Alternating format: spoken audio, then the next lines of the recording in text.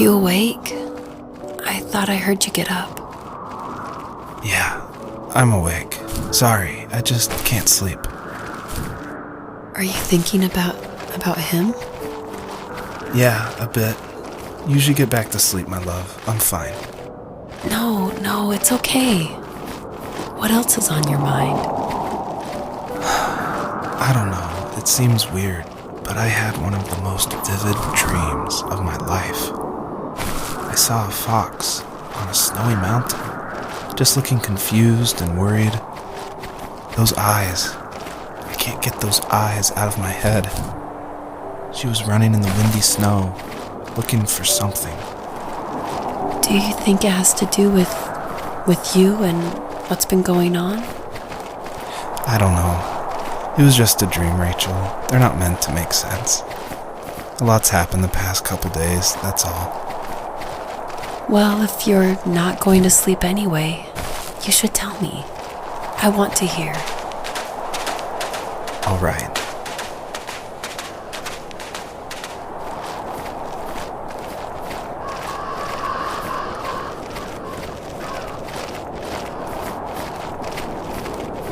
She couldn't stay, though.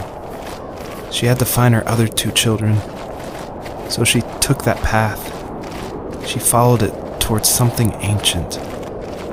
Something with answers.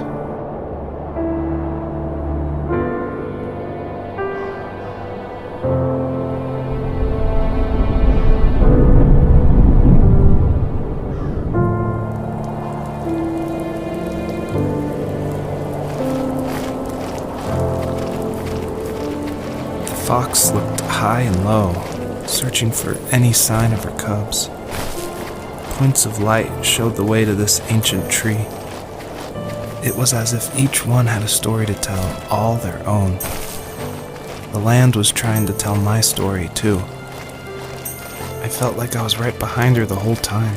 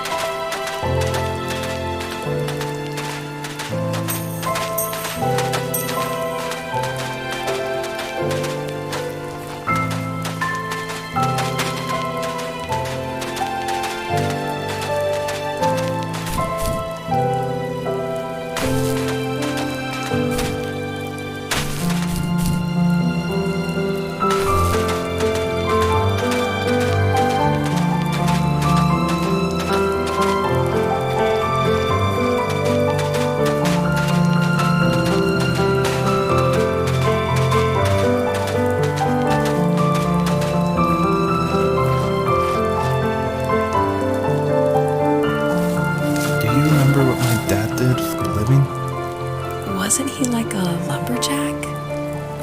That's one way of putting it. If wood was a canvas, then a carving knife was his paintbrush. Even after working a 50-hour week, even after his hands were more splinters than skin, he would bring home the nicest piece of Alaskan weeping cedar and make me toys. That wooden train was the first toy I can remember, and I loved it. I just knew from a young age I was going to be a lumberjack, like my father.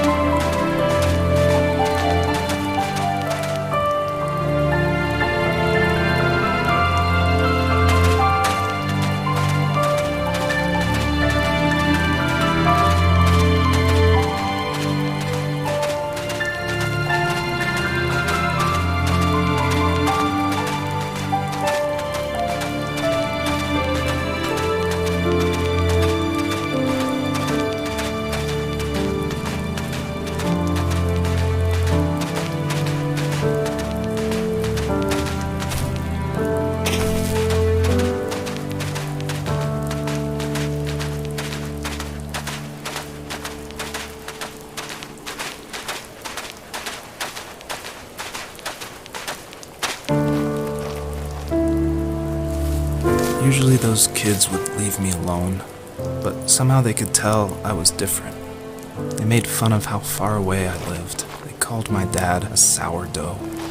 I was a blabbermouth as a kid, telling my dad stories I made up for hours. But after that show and tell, I didn't tell him much anymore. He didn't know exactly what was wrong, but his best guess was that the toys he carved weren't cool enough. He carved me a tank and tried to tell me what it was like to be in a real tank as a serviceman. I didn't know your dad was in the military. Yeah, in the army. The sad thing is that I'd pretty much forgotten until just now. There's so much I still don't know about him.